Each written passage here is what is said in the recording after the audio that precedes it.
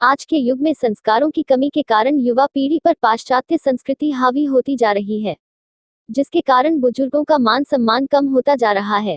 इसी तरह बढ़ते प्रदूषण के कारण वातावरण भी दूषित होता जा रहा है। समाज और वातावरण को प्रदूषण से बचाने के लिए विधायक लक्ष्मण सिंह यादव ने कोसली में 51 कुंडीय यज्ञ हवन का आयोजन मकर संक्रांति के पर्व पर किया गया है। इस यज्ञ हवन कार्यक्रम में गांव के लगभग 300 जोड़े बुजुर्ग दंपतियों को शामिल कर गायत्री मंत्र का उच्चारण करते हुए हवन कुंड में आहुति देकर समाज में बढ़ते प्रदूषण को रोकने का प्रयास किया है।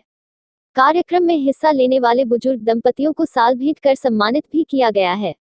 इस कार्यक्रम में भाजपा के प्रदेश अध्यक्ष ओम प्रकाश धनखड़, अलवर संसदीय क्षेत्र से सांसद महंत बालक नाथ वीर कुमार यादव सहित अनेक गणमान्य लोग मौजूद थे।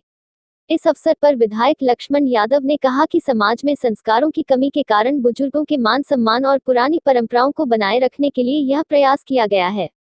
इस मौके पर अलवर के सांसद महंत बालकनाथ ने कहा कि हवन यज्ञ करने से समाज और वातावरण में बढ़ रहा प्रदूषण दोनों साफ होते हैं, जो प्रकृति को बचाने के लिए लाभकारी है।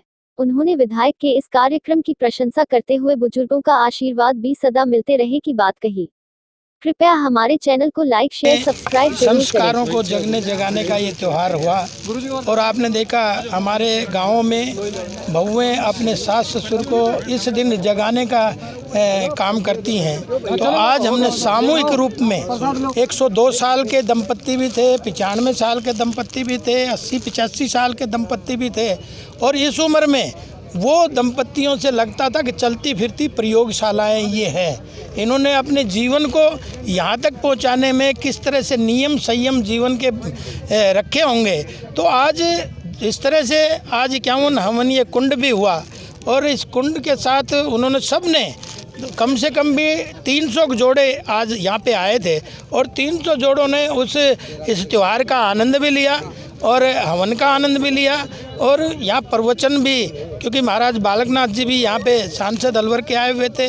मेरा मकसद आज यही था कि जो समाज में आज गिरावट आ रही है, समाज में आज माँ बाप का सम्मान नहीं है, समाज में हमारे संस्कृति और संस्कार खत्म होते जा रहे हैं, वो किस तरह से उनको एक बार पुनर्जीवित करें, क्योंकि नूतन और पुरातन का ये संगम आज आपको यहाँ इस महाकुंभ में देखने को मिला है। संस्कारों की जो नई पीढ़ी में जो कमी महसूस कर रहा है समाज, उसका क्या कारण मानते हैं? उसका कारण क्योंकि पाश्चात्य सभ्यता के पीछे हम सब दौड़ हो रही है, जबकि कहा जाता है तौमेव माता च पिता तौमेव बंधु च सखा तौमेव विद्या धर्मिणम तौमेव, यानी जो धन है वो 6ठे नंबर पे है। पहले माता पिता उसमें है और उसके बाद भाई और सखा है, उसके बाद विद्या है और उसके बाद 6ठा जो है वो धन का है।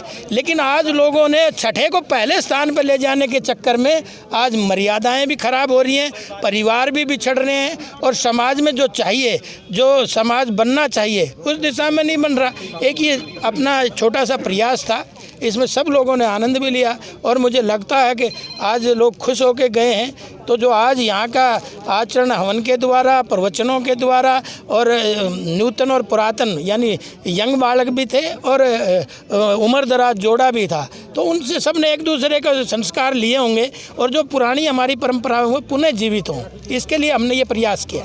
धन्यवाद। सम्मुख है आज यहाँ से कोसली से विधायक हमारे लक्ष्मण सिंह यादव जी, जिनका बहुत ही अच्छा संकल्प और बहुत ही अच्छी उनकी विचार रहा कि आज उन्होंने अपने मकर संक्रांति के शुभ अवसर पर, जो वास्तविक रूप से हमारे परंपरा में बुजुर्गों के सम्मान के लिए होता है, प्रकृति के लिए, प्रकृति की पूजा के लिए होता है, आज पूरे इस विधानसभा क्षेत्र के बड़े बुजुर्गों को बुलाकर उन्होंने सम्मान किया है, उनके हाथों से यज्ञ करवाया है। और मैं मानता हूं कि इन सभी बुजुर्गों का आशीर्वाद उनके ऊपर निरंतर इसी प्रकार से बना रहे और निरंतर वो समाज में और अपने इस राजनीतिक जीवन के अंदर वो समाज के हित के लिए कार्य करते हुए अपने जीवन के मार्ग पर आगे बढ़े। अब उसमें हमारे कहने के लायक कोई बात नहीं है, क्योंकि माननीय उच्चतम न्यायालय ने जो है कि सुप्रीम कोर्ट ने उसके मामले के संज्ञान लेते हुए परसों ही उस पर डिसीजन किया है और आगे कल मीटिंग भी है किसानों के साथ में। तो केंद्र सरकार बराबर रूप से